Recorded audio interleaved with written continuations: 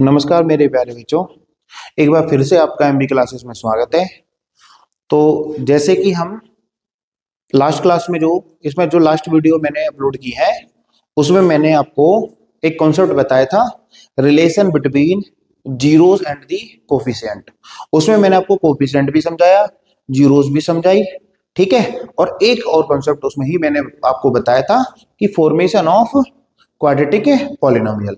अगर हमें सम of zeros या प्रोडक्ट ऑफ जीरोस गिवन होती है तो हम किसी क्वाड्रेटिक पॉलिनोमियल को कैसे फॉर्मेट उसकी कैसे फॉर्मेशन करते हैं, उसको कैसे हम कैलकुलेट करते हैं, ठीक है।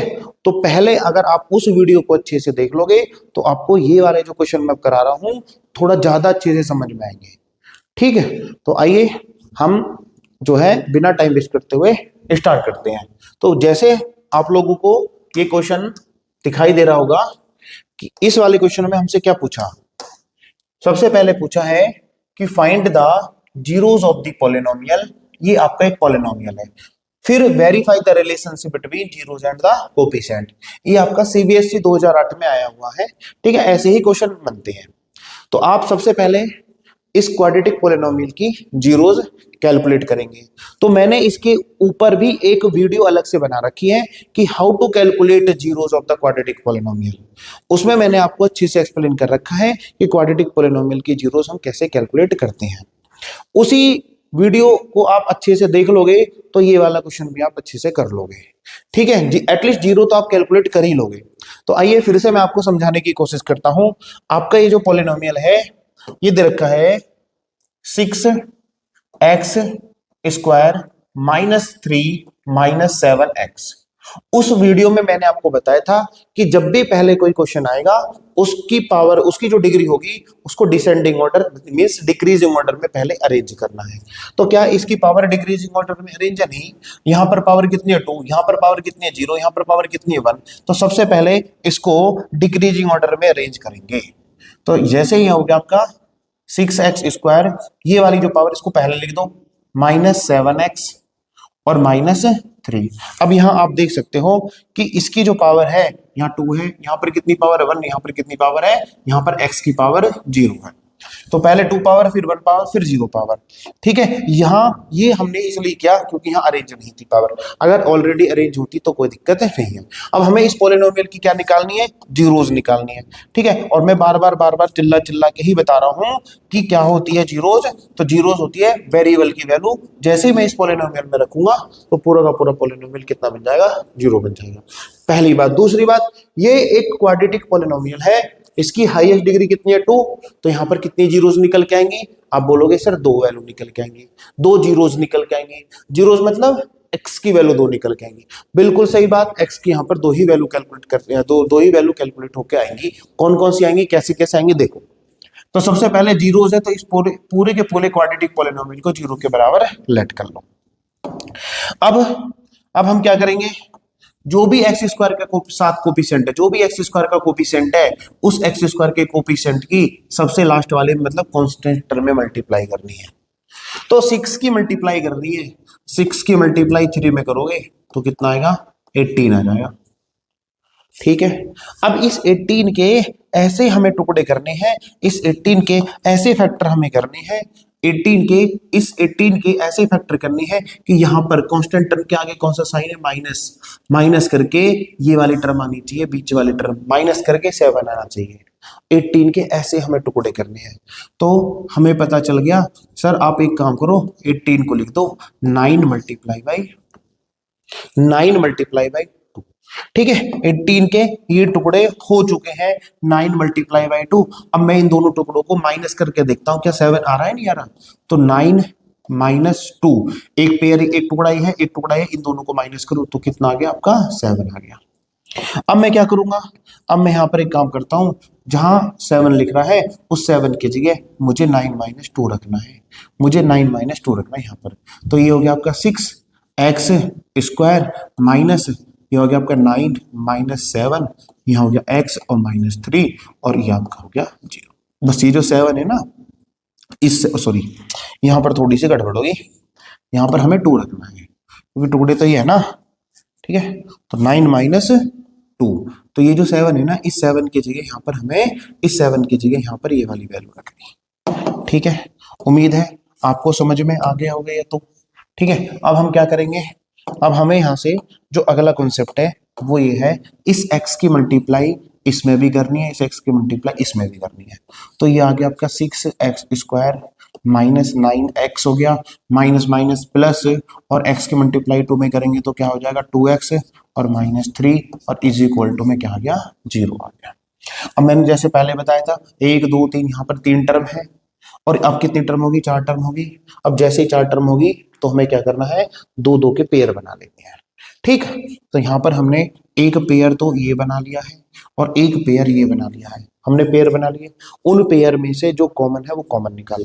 तो यहाँ पर आप देख पा रहे हो कि यहाँ पर कॉमन क्या है, 6 में से 3 और 9 में से भी 3 से ये भी डिवाइड हो जाता है, 3 2 जा 6 और 3 से 9 भी डिवाइड हो जाता है, 3 3 जा 9। तो यहाँ से 3 कॉमन है, यहाँ x की पावर 2 है, यहाँ x की पावर 1 है, तो यहाँ एक x कॉमन है। ठीक है, ये एक यहाँ पर एक x है, यहाँ पर 2x है, तो एक x कॉमन हो गया। ठीक है, तो यहाँ पर क्या बचेगा, 6 में से 3 कॉमन निकाल दिया तो 2 बचेगा, 3 2 जा 6।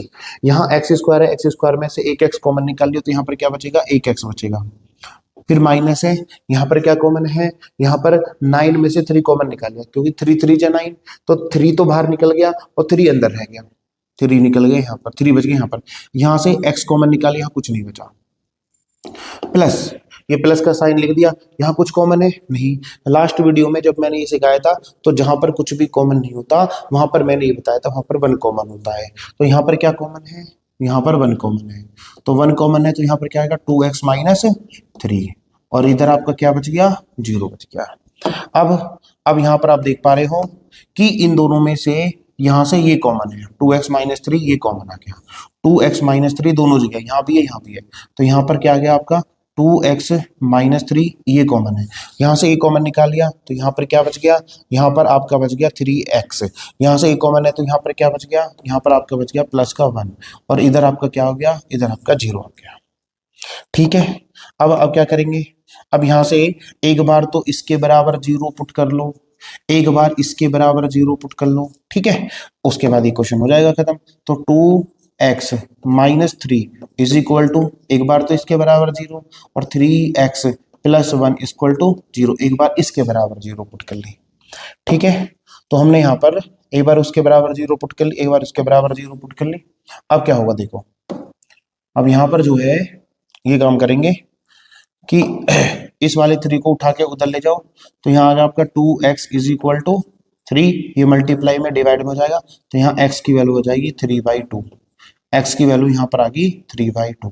यहाँ से इसको उठा के उधर ले जाओ, ई प्लस का उधर जाके माइनस का, तो जाएगा 3x is equal to minus का 1, और यहाँ पर x की वैल्यू कितनी आ जाएगी -1/3।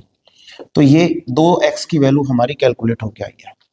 x की कितनी वैल्यू कैलकुलेट होके आ गई 2, और मैंने आपको पहले ही बता दिया था कि जो है जीरोस का यहाँ पर क्वाड्रेटिक पोलिनोमियल है, तो क्वाड्रेटिक पोलिनोमियल है तो क्वाड्रेटिक पोलिनोमियल की 2 जीरोस निकल के आएंगी। ठीक है, आप मेरी बात तो समझ रहे होंगे।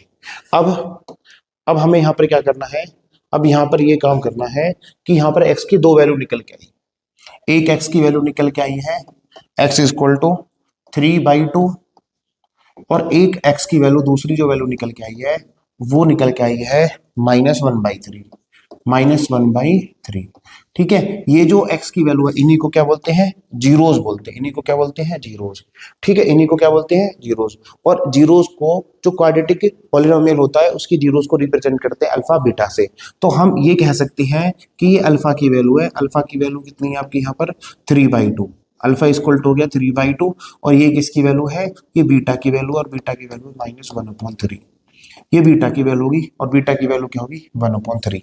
अब आपको सारी चीजें यहाँ पता चल गई, अल्फा भी पता चल गया, बीटा भी पता चल गया। अब हम क्या करेंगे, अब हम यहाँ पर जो है रिलेशनशिप वेरीफाई करेंगे। अब यहाँ पर हम क्या करेंगे, रिलेशनशिप वेरीफाई करेंगे। ठीक है, तो रिलेशनशिप वेरीफाई करने के लिए सबसे पहला जो हमें रिलेशन निकालना है वो निकालना है, पहला रिलेशन होगा alpha plus beta is equal to minus B upon A. मतलब जो क्या होता है, sum of zeros is equal to minus coefficient of X upon में कोफिशिएंट ऑफ एक्स स्क्वायर, ये वाला है। ठीक है, अल्फा की वैल्यू यहाँ पर कितनी है, यहाँ अल्फा की वैल्यू आप पुट कर लो। ठीक है, और ये बराबर आनी चाहिए, इक्वल आनी चाहिए, LHS साइड और RHS साइड, तो हमारा ठीक है। तो अल्फा की वैल्यू होगी 3/2 प्लस बीटा की वैल्यू कितनी है, -1/3। ये आपकी किसकी वैल्यू है, ये आपकी बीटा की वैल्यू है, इज इक्वल टू। ठीक है, देखो क्वाड्रेटिक, अब ये वाला पॉलिनोमियल है, यहाँ इसको याद रखना है, ऊपर वाले को भूल जाओ। यहाँ पर माइनस तो ये हो गया, बी क्या है, कोफिशिएंट ऑफ एक्स, एक्स की कोफिशिएंट को बोलेंगे, तो एक्स का यहाँ पर एक्स ही रहा, एक्स का यहाँ पर कोफिशिएंट क्या, -7, या यहाँ से देख लो एक्स का कोफिशिएंट क्या है, -7, तो एक्स का कोफिशिएंट हो गया -7 अपॉन ए क्या है, कोफिशिएंट ऑफ एक्स स्क्वायर का कोफिशिएंट यहाँ पर क्या है, 6 है, यहाँ पर हो गया 6। ठीक है, यहाँ आपका होगा 3/2 प्लस और minus -1/3 is equal to minus minus plus, यहाँ आपका हो गया 7/6।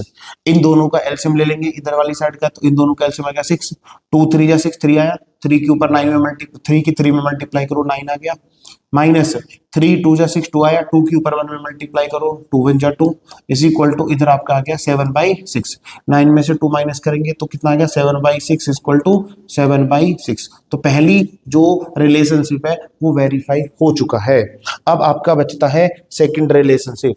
तो दूसरा रिलेशनशिप जो होता है वो होता है alpha into beta is equal to c upon a. Alpha की वैल्यू कितनी है, अल्फा की वैल्यू 3/2, तो यहाँ अल्फा की जगह हम क्या लिख देंगे, यहाँ अल्फा की जगह लिख देंगे 3/2, अल्फा की जगह हम यहाँ लिखेंगे 3/2, यहाँ मल्टीप्लाई है। ठीक है, ये बीटा है, बीटा की जगह क्या लिखेंगे, -1/3 इज इक्वल टू सी मतलब कांस्टेंट टर्म। तो यहाँ पर पॉलिनोमियल में कांस्टेंट टर्म कौन सी दिखाई दे रही है, ये दिखाई दे रही है -3, विद साइन लेते हैं, विद साइन, कोफिशिएंट को विद साइन उठाएंगे, तो यहाँ हो गया आपका -3 अपॉन ए की वैल्यू क्या है, एक्स स्क्वायर का कोफिशिएंट को ए बोलते हैं, तो यहाँ पर हो गया आपका 6। अब यहाँ पर हम कैसे मल्टीप्लाई करते हैं, ये होगी बीटा की वैल्यू। मल्टीप्लाई करने का तरीका ये होता है भाई, जिसको आता है बहुत अच्छी बात है, जिसको नहीं आता तो वो सीख लो। ऊपर की मल्टीप्लाई ऊपर करते हैं और यहाँ नीचे की मल्टीप्लाई नीचे करते हैं। जिसको मल्टीप्लाई नहीं आती फ्रैक्शन की, वो समझ लो ऊपर की मल्टीप्लाई ऊपर, नीचे की मल्टीप्लाई नीचे। तो 3 की 1 में मल्टीप्लाई करेंगे तो -3, और 2 की 3 में मल्टीप्लाई करेंगे तो 6, और इधर भी आपका क्या हो गया, -3/6। और ये अब रिलेशनशिप वेरीफाई हो गया। ऐसा क्वेश्चन 3 मार्क्स में पेपर में मिलेगा और आता ही आता है। ठीक है, तो इस क्वेश्चन को बड़े ध्यान से देखो। ठीक है, ठीक है भाई, फिर से मैं वही बोलूंगा, अगर बच्चों आपको मेरा पढ़ाया हुआ अच्छा लग रहा है, आपको लग रहा है मैं आपकी थोड़ी बहुत मदद कर पा रहा हूं, तो प्लीज मेरे इस चैनल को लाइक करो, सब्सक्राइब करो।